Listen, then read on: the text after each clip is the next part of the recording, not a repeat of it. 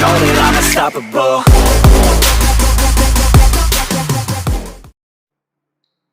चलिए बच्चों, वेक्टर में आगे देखते हैं, है ना। लास्ट में आपने 2 सवाल किए थे, उसके बाद आगे देखते हैं क्या है कि कार्टेशियन फॉर्म। देखो क्या चीज, Cartesian form of vector. Cartesian form of vector ये क्या है? जैसे आपके पास कोई एक वेक्टर ए है, तो ये एक्स डायरेक्शन में भी इसका कुछ कंपोनेंट होगा, वाई डायरेक्शन में भी होगा और जेड डायरेक्शन में भी होगा। तो इसे ही हम कार्टेशियन फॉर्म बोलते हैं, है ना। जैसे इसको क्या लिख सकते हो, ए एक्स आई प्लस ए वाई जे प्लस ए जेड के, है ना। ए एक्स आई का प्लस ए वाई जे का प्लस ए जेड के का, इस तरह से आप इस वेक्टर को लिख सकते हो। इसका अगर कोई हमें मैग्नीट्यूड इस वेक्टर का पूछे, तो इस वेक्टर का मैग्नीट्यूड कितना होगा, तो रूट अंडर इसका स्क्वायर मतलब ए एक्स का स्क्वायर प्लस ए वाई का स्क्वायर प्लस ए जेड का स्क्वायर, ये होता है आपका। जैसे ये वेक्टर है, इसको अगर कोई दिखाना चाहे कार्टेशियन फॉर्मेट में, तो मतलब एक्सिस में दिखाना चाहे तो वो कैसे दिखा सकता है, तो ये ऐसे दिखा सकता है। जैसे ये y कोऑर्डिनेट y है, ये x है और ये z है। कोई एक वेक्टर है जो आपका ये वेक्टर है a, क्या है, a वेक्टर। तो इसका एक कंपोनेंट इधर आएगा जिसको आप लिखोगे, मान लो x आया तो ये i कैप में जाएगा। x क्या होता है, i कैप होता है आपका। इधर क्या जाएगा, तो ये y कंपोनेंट आएगा, तो मैंने इसको लिखा ay। ये j कैप में होता है ना। y को क्या लिखते हैं, j कैप। इसका एक कंपोनेंट z में भी तो आएगा, एक कंपोनेंट इसका z में आएगा, जिसको आप az लिख रहे हो, और ये k कैप होता है। z को क्या दिखाते हैं, k कैप से। तो ये आपके पास a वेक्टर का कार्टेशियन फॉर्म हो गया, है ना, i j k इन सब फॉर्मेट। ठीक है, नेक्स्ट इसका इसी में यूनिट वेक्टर नाम का एक वेक्टर आता है। यूनिट वेक्टर क्या होता है, यूनिट वेक्टर। अब ये यूनिट वेक्टर क्या होता है, तो कोई भी वेक्टर अपॉन उसका मैग्नीट्यूड जो होता है वो आपका यूनिट वेक्टर होता है। Unit vector means magnitude 1 unit है ना, तो उसका मैग्नीट्यूड यूनिट होगा। लेकिन उसके पास क्या होगा, डायरेक्शन होगा।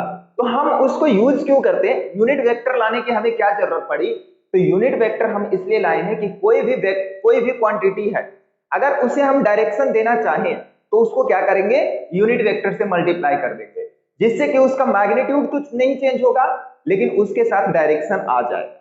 क्या आ जाएगा, डायरेक्शन आ जाएगा। तो ये है यूनिट वेक्टर। दिखाते कैसे, जैसे मान लो ए वेक्टर है, तो ये इसका ए वेक्टर का यूनिट वेक्टर कितना होगा, तो इसको ऐसे दिखाते हैं, ऐसे ए के कैप दिखाते हैं, ये आपका यूनिट वेक्टर होता है। क्या होता है, यूनिट वेक्टर। ए का कैप जो है, ए का यूनिट वेक्टर जो होता है वो कितना होता है, तो ए वेक्टर अपॉन ए वेक्टर का magnitude, magnitude of A vector. ठीक है, ये है इसका यूनिट वेक्टर।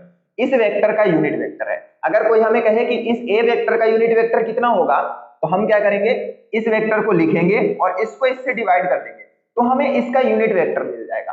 ठीक है, तो ये है इसकी कहानी। देखो ना, इसमें डिवाइड करोगे तो मैग्नीट्यूड तो कट सब कैंसिल हो जाएगा, बाकी क्या बच जाएगा, सिर्फ और सिर्फ डायरेक्शन इसके पास बच जाएगा, आई जे के वाली कहानी बच जाएगी। ठीक है, ये है आपका यूनिट वेक्टर। नेक्स्ट आता है पोजीशन वेक्टर। क्या चीज, पोजीशन वेक्टर। कि पोजीशन वेक्टर क्या होता है, जैसे यहां देखिए position vector, position vector. Unit vector means वैसा वेक्टर जिसका मैग्नीट्यूड यूनिट हो और उसके पास डायरेक्शन हो। चलो, पोजीशन वेक्टर, जैसे मान लो कोई एक पार्टिकल है, ये इसका ओरिजिन ये है, और ये पार्टिकल का जो कोऑर्डिनेट है ये P पॉइंट है मान लीजिए, और इसकी कोऑर्डिनेट मान लो x, y, x, y है। P पॉइंट का कोऑर्डिनेट क्या है, x, y है। तो इसको कैसे दिखाएंगे, इन फॉर्म ऑफ वेक्टर। इस पॉइंट को कैसे हम दिखाएंगे, वेक्टर के फॉर्म में, यही तो है पोजीशन वेक्टर। इस पार्टिकल का पोजीशन क्या है, पोजीशन x, y है, तो इसको वेक्टर फॉर्म में कैसे दिखाएंगे वो लिखनी है आपको। जैसे देखिए, अगर मैं इसको वेक्टर में लिख दूं, इसके रेस्पेक्ट में अगर दिख रहा हूं इसका पोजीशन, पोजीशन क्या है, किसी के भी रेस्पेक्ट में आप देखोगे ना, ऐसे तो पोजीशन देख नहीं सकते, किसी के रेस्पेक्ट में देखेंगे। तो इसके रेस्पेक्ट में अगर इस पोजीशन को देखे तो क्या लिखेंगे, r vector is equal to x minus 0 i cap, है ना, मतलब x i cap plus y j cap. ये हो गया आपका पोजीशन वेक्टर, है ना। किसके रेस्पेक्ट में है ये? विथ रेस्पेक्ट टू किसके रेस्पेक्ट में? तो ओरिजिन के रेस्पेक्ट में, 0,0 है ना, 0,0 के रेस्पेक्ट में है। इसी को अगर आप डिस्प्लेसमेंट वेक्टर कहना चाहते हो, क्या चीज? डिस्प्लेसमेंट वेक्टर कहना चाहते हो, तो कैसे लिखोगे? तो डिस्प्लेसमेंट वेक्टर आपको लिखना है, डिस्प्लेसमेंट वेक्टर तो क्या होगा? जैसे ये आपका कोई दो पॉइंट है, ये एक पॉइंट है, ये एक पॉइंट है, P ये Q, ये मान लो x1 x2 y2 है और ये x1 y1 है ना। अब इसकी जो ये जो डिस्प्लेसमेंट है पार्टिकल का, पार्टिकल यहां से अगर यहां आया है, ये डिस्प्लेसमेंट है, तो डिस्प्लेसमेंट वेक्टर कैसे लिखोगे? तो PQ वेक्टर जो होगा आपका, PQ वेक्टर जो होगा वो कितना होगा?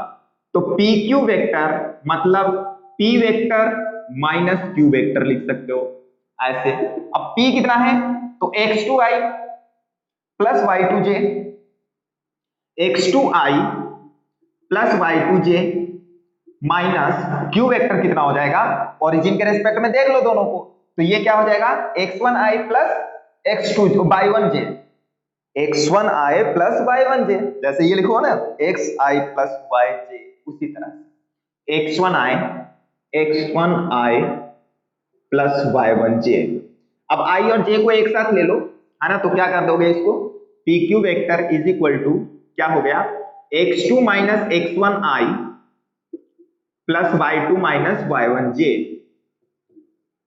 y2 माइनस y1j क्या? ये आपके पास आ गया PQ वेक्टर। और इसी PQ वेक्टर को आप क्या कह देते हो? Displacement vector. क्या कह देते हैं बच्चे इसको? Displacement vector.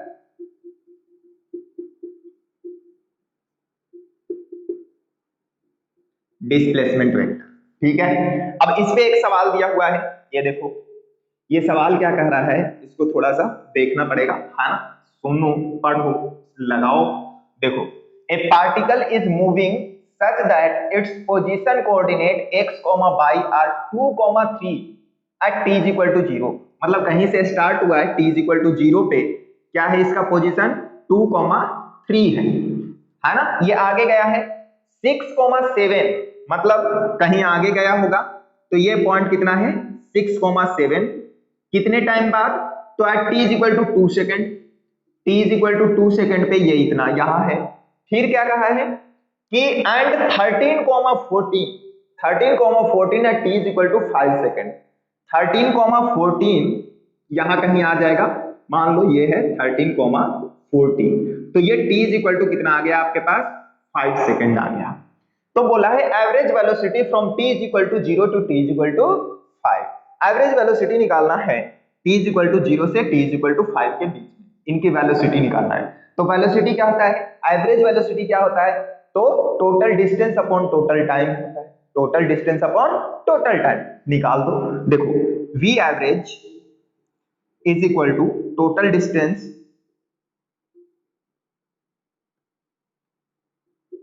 अब यहाँ पे एवरेज वेलोसिटी पूछा है, वेक्टर फॉर्म में दिया हुआ है, मतलब क्या है? डिस्प्लेसमेंट लेनी है आपको। Average velocity is equal to total displacement upon total time, total time, ठीक है। तो डिस्प्लेसमेंट निकाल दो, यहां से यहां के बीच का डिस्प्लेसमेंट वेक्टर कितना है?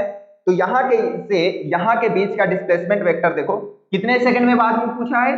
जी, t इज इक्वल टू 0 से 5, मतलब यहां से यहां के। तो डिस्प्लेसमेंट वेक्टर क्या है? तो final minus initial, final minus initial, final कितना है आपका? 13i minus 13i plus 14j minus 2i minus 2j minus 2j upon 5 second लगा है ना, 0 से 5 में 5 सेकंड टोटल टाइम हो गया। तो v एवरेज आपके पास कितना आ गया? अब 13 minus 2 11i plus 14 minus 2 12j upon 5, 1 upon 5 है ना, 11i प्लस 12j, 13 और 14, 11 और 12। देखो कोई है क्या? 14 और 2, 3 है ना, ये 3 है, 3 है, तो ये 3j, 2 लिखा गया है, 3 है, तो 3, तो ये कितना हो गया 11, है ना 11। तो 11 यहां से कॉमन कर दो, तो 11 I प्लस जे बाई 5 इतना मीटर पर सेकेंड। देखो है क्या कोई 11/5 I plus J, 11/5 I plus J, मतलब ये आ गया आपके पास, है ना। मींस आपका ये AIPMT 2015 का पोजीशन वेक्टर के सवाल थे, है ना, आसान सा पोजीशन वेक्टर का सवाल है। चलो इसको कर लो, चलिए लिख लिए। अब देखो नेक्स्ट है आपका क्या चीज, स्केलर और डॉट प्रोडक्ट। क्या है इस बार, स्केलर और डॉट प्रोडक्ट। देखो इसमें डॉट प्रोडक्ट लेते हैं अपन, जो प्रोडक्ट होता है वेक्टर का, दो वेक्टर को मल्टीप्लाई करने का जो तरीका होता है वो दो टाइप के होते हैं।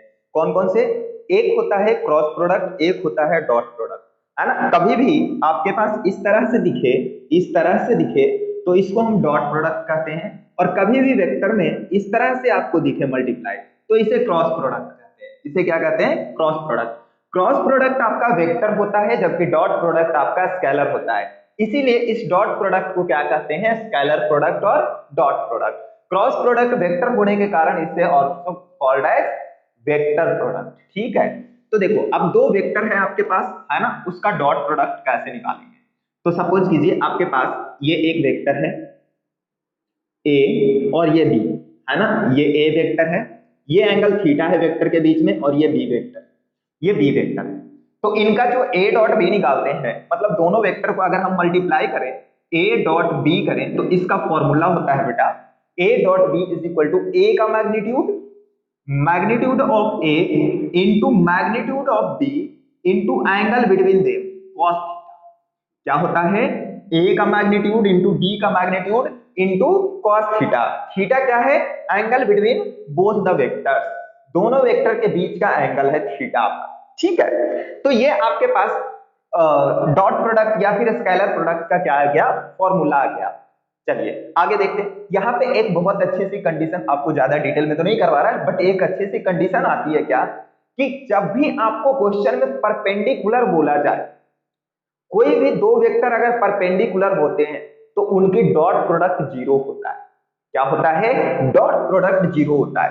जैसे परपेंडिकुलर बोलने का क्या मतलब है, दो वेक्टर के बीच में एंगल कितना हो, 90 डिग्री हो।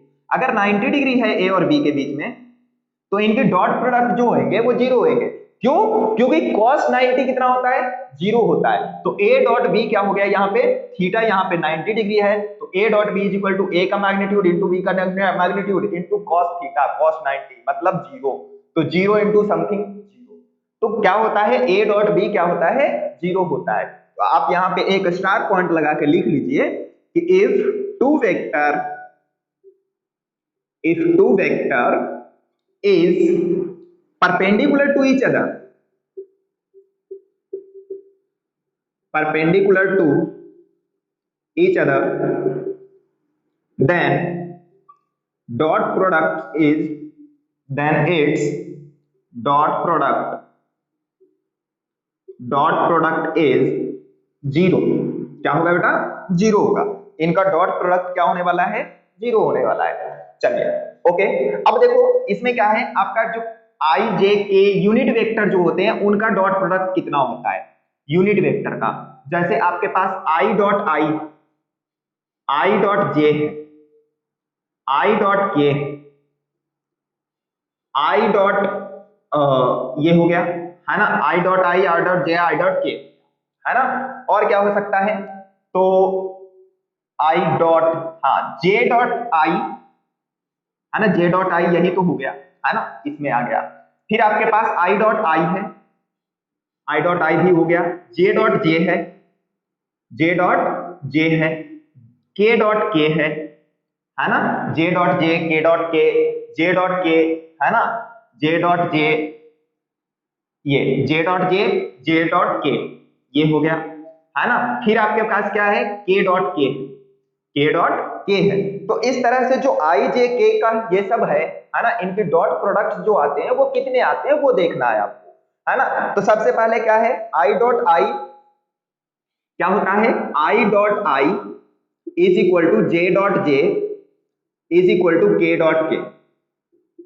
ये सब के सब कितना होते हैं, वन, कितना होते हैं 1, आई डॉट आई कितना होता है 1, जे डॉट जे कितना होता है 1, के डॉट के कितना होता है 1। उसके बाद आई डॉट जे ये बराबर होते हैं जे डॉट के, I dot J, J dot के, जे डॉट के और के डॉट आई ये किसके बराबर होते हैं? तो 0 के बराबर होते हैं। कितना होते हैं? 0 के बराबर। अब कहोगे सर आप इतना रटा रहे हो, रटना पड़ेगा क्या? नहीं बेटा, रटना नहीं पड़ेगा। आई जे के का मैग्नीट्यूड कितना होता है 1, तो आपका 1 इंटू 1 कोई भी ले लो, आई इंटू जे या फिर जे इंटू के, जो भी ले लो, तो 1 इंटू 1 तो 1 हो गया। अब डिपेंड किसके पे कर रहा है? तो थीटा पे, कि थीटा कितना है उसके अकॉर्डिंगली 0 या फिर 1 आ जाएगा। आना कितना है? 1 आना है या फिर 0 आना है, दो में से एक वैल्यू आनी है। तो अगर इसमें थीटा 90 रहा तो ये 0, अगर थीटा दोनों के बीच में 0 डिग्री रहा तो फिर 1, है ना। तो देखो आई डॉट आई मतलब एक्स एक्सिस के बीच में, है ना, एक्स एक्सिस और एक्स एक्सिस के बीच में कितनी एंगल होता है? तो 0 डिग्री होता है। तो cos 0 1 होता है, तो ये 1 आ गया। फिर जे डॉट जे में भी एंगल कितना? 0 डिग्री, तो वो भी 1। के डॉट के में भी एंगल 0 डिग्री, वो भी 1। आई डॉट जे, आई होता है एक्स एक्सिस, जे होता है वाई एक्सिस, एंगल कितना? 90 डिग्री। तो 90 डिग्री हो गया, तो आपका क्या बन गया? ये 90 डिग्री तो 0 है ना, सारा का सारा 0। जे डॉट के में भी एंगल 90 डिग्री, के डॉट आई में भी एंगल 90 डिग्री, तो ये 0 हो गया। तो इस तरह से आपको इनको याद रखना है। फिर आता है जो नया टर्म एक और आता है कि दो वेक्टर दिए हुए हों, है ना, जैसे ये तो इसमें है a डॉट बी ऐसे लिख दिया, लेकिन अगर आपको कार्टेशियन फॉर्म में दिया हुआ हो दोनों वेक्टर, तो उनका डॉट प्रोडक्ट कैसे निकालेंगे? तो देखिए उनका डॉट प्रोडक्ट कैसे निकालोगे आप, देख लो। ये बहुत इंपॉर्टेंट पॉइंट है बेटा कि दो वेक्टर के बीच में अगर दोनों परपेंडिकुलर है तो उनकी डॉट प्रोडक्ट जो होगा वो 0 आएगा। जैसे देखिए मैंने क्या कहा कि आपके पास ए वेक्टर है ए एक्स आई कैप प्लस ए वाई जे कैप प्लस ए जेड के कैप, ये है। बी वेक्टर है आपका बी एक्स आई कैप प्लस बी वाई जे कैप प्लस बी जेड के कैप, ये है आपके पास। अब ए डॉट बी निकालनी है आपका, क्या निकालनी है? ए डॉट बी निकालना है आपको, निकाल दो। ए डॉट बी जो होगा वो कितना होगा? तो ये होगा, इनको इनके साथ मल्टीप्लाई करो बेटा, तो ए आई डॉट आई 1 कितना होता है 1, तो ए एक्स बी एक्स आ जाएगा, प्लस अब इसको इसके साथ मल्टीप्लाई करो तो आई जे डॉट आई कितना होता है 0 क्योंकि एंगल 90 डिग्री, के डॉट आई 0, फिर I dot J 0, J dot जे 1 होता है, तो इसमें आ जाएगा ए वाई बी वाई प्लस इसमें इसको मल्टीप्लाई करो तो आई के 0, जे के 0, के 1, मतलब ए जेड बी जेड। तो आपको सिर्फ और सिर्फ आई के साथ मल्टीप्लाई करना है, जे वाले को जे वाले के साथ, के वाले को के वाले के साथ। ये आपका आ जाएगा क्या चीज, इसको क्या कहते हैं, dot product between two vectors, ये आ जाएगा। अब देखिए इसमें सवाल क्या है आपका, है ना, सवाल क्या है? तो देखो सबसे पहला सवाल आपके सामने है ना, ये क्या है, AIPMT 2003 का है। देखो इसमें जो मैंने पॉइंट्स बताया उसी का यूज है। क्या? The vector sum of two forces is perpendicular to each other. The vector sum of two forces is perpendicular to each other to their vector difference. क्या कह रहा है? The vector sum of two forces is perpendicular to their vector difference। मतलब जो सम है दो vector, पहले तो दो फोर्स है F1 और F2 दो वेक्टर है। इसमें कह रहा है कि इनका जो सम है F1 vector plus F2 vector, ये जो है ये क्या कह रहा है, two forces, sum of two forces, है ना, sum of two forces is perpendicular to their vector difference, मतलब F1 माइनस F2 के परपेंडिकुलर है। ये जो फोर्स है ये फोर्स परपेंडिकुलर टू किसका है, F1 माइनस F2 के। उसके बाद इसने पूछ रखा है ना, द फोर्सेस, उसके बाद इसने ऑप्शन दे दिया है कि दो फोर्स है आपके पास F1 और F2, F1 प्लस F2 का जो रिजल्टेंट होगा और F1 माइनस F2 का जो रिजल्टेंट होगा, दोनों एक दूसरे के परपेंडिकुलर है। इससे आपको सबसे पहले क्या दिख गई कि A डॉट बी जो होगा वो 0 होने वाला है। मतलब F1 plus F2 dot F1 minus F2, ये कितना होने वाला है, 0 होने वाला है। उसके बाद पहले ये कर लेते हैं 0 वाली, उसके बाद देखते हैं ऑप्शन में क्या क्या दिया हुआ है, उसके अकॉर्डिंग देख लेंगे। तो F1 डॉट फॉर परपेंडिकुलर क्या होगा, F1 plus F2 dot F1 minus F2 is equal to कितना आ जाएगा, 0। कितना आ जाएगा, 0। तो F1 इंटू F1 मल्टीप्लाई कर दो, F1 into F1, F1 dot F1 sorry F1 dot F1 plus F2 dot F2 minus F1 dot F1, F1 dot F2 है ना, क्या क्या लिखा, और F2 dot F2, F2 dot F1 ये F1 है ना, F1 dot F1, F2 dot F1 minus F1 dot F2 minus F2 dot F2 minus F2 dot F2, F2 dot F2, ये क्या आना चाहिए आपका, ये आना चाहिए 0 है ना, 0 है। तो अब देखो ये क्या हो गया, F2 डॉट F1 कैंसिल हो गया, तो आपके पास क्या आ गया, F1 डॉट F1 मतलब डॉट प्रोडक्ट है दो वेक्टर का, तो ये क्या हो जाएगा, एक का स्क्वायर लिख सकते हो, इसको ऐसे लिख सकते हैं बेटा, F1 का स्क्वायर इज इक्वल टू, इसको इधर लेके आ जाओ तो ये F2 का स्क्वायर हो गया, F2 का स्क्वायर। अगर वेक्टर सम का, वेक्टर का स्क्वायर है मतलब वेक्टर के मैग्नीट्यूड का बराबर होगा ये, तो दोनों तरफ से स्क्वायर हटाए तो ये क्या हो गया, F1 vector is equal to F2 vector का मैग्नीट्यूड सिर्फ बराबर लिख सकते हो, है ना, सिर्फ मैग्नीट्यूड बराबर लिख सकते हो इसमें, और डायरेक्शन वगैरह नहीं कर सकते, है ना, जब स्क्वायर होता है तो देखिए क्या है आपके पास ऑप्शन, क्या है, are not equal to each other in magnitude, कह रहा है कि ये दोनों जो वेक्टर हैं F1 और F2 ये दोनों बराबर नहीं है मैग्नीट्यूड में। आपका क्या आया है बेटा, मैग्नीट्यूड वाइज बराबर आया है, मैग्नीट्यूड वाइज बराबर आया है, तो कोई है क्या ऑप्शन, है are equal to each other in magnitude, मतलब डी आंसर तो आपका करेक्ट हो गया, और ऑप्शन पढ़ो, are equal to each other, क्या कह रहा है, are equal to each other मतलब दोनों बराबर हैं, नहीं बराबर नहीं है, क्यों नहीं है बराबर, क्योंकि F1 और F2 का मैग्नीट्यूड के बारे में बोल सकते हो लेकिन इनके डायरेक्शन वगैरह के बारे में नहीं बोल सकते, तो सिंपली इन्होंने पूरी की पूरी बराबर कर दिया, इसलिए ये गलत हो गया, कांट बी प्रेडिक्टेड ये तो गलत ही है, ये भी गलत है, मतलब ये वाली आंसर सही है आपका, कौन सा, डी ऑप्शन, ये AIPMT 2003 में पूछा है, तो इसमें परपेंडिकुलर का फॉर्मेट लगाना था, परपेंडिकुलर वाले, है ना, कि डॉट प्रोडक्ट आपका 0 होता है। नेक्स्ट क्या कहना है कि इफ ए वेक्टर इतना इज परपेंडिकुलर टू वेक्टर इतना, देखो फिर से वही है, कोई वेक्टर है 2i प्लस 3j प्लस 8, ये क्या है, परपेंडिकुलर है किसके, perpendicular to vector 4i minus 4j plus k, alpha k, 4j minus 4i plus alpha k perpendicular है, तो क्या बेटा इन दोनों का डॉट प्रोडक्ट क्या होना चाहिए, 0 होना चाहिए, डॉट प्रोडक्ट 0 निकाल दो, क्या आता है, अल्फा की वैल्यू पूछा है इसमें, तो देखिए डॉट प्रोडक्ट 0 कीजिए, तो 2i plus 3j plus 8k dot 4j minus 4i plus alpha के इज इक्वल टू 0, तो अल्फा की वैल्यू निकाल लिया ना, तो i को i के साथ मल्टीप्लाई करो, तो 4 दूनी 8 मतलब -8 है ना, i यहाँ पे है, देखना ध्यान देना, उल्टा मत कर देना, ये -8, j को j के साथ मल्टीप्लाई करो तो 4 दिया 12 प्लस का 12, k को k के साथ मल्टीप्लाई करो तो 8, कितना 8 अल्फा इज इक्वल टू 0, तो ये कितना हो गया आपके पास, तो 12 8 4 होता है, तो ये 4 इज इक्वल टू -8 अल्फा हो गया, अल्फा इज इक्वल टू कितना हो गया, -4/8 मतलब 1/2, मतलब अल्फा इज इक्वल टू -1/2 आ गया आपके पास, कितना आ गया अल्फा, -1/2 है क्या, alpha is equal to -1/2, C option, 2005 में ये पूछा, कब पूछा है, 2005। तो चलिए इसको कर लीजिए और आगे करते हैं, इसको पहले लिख लो,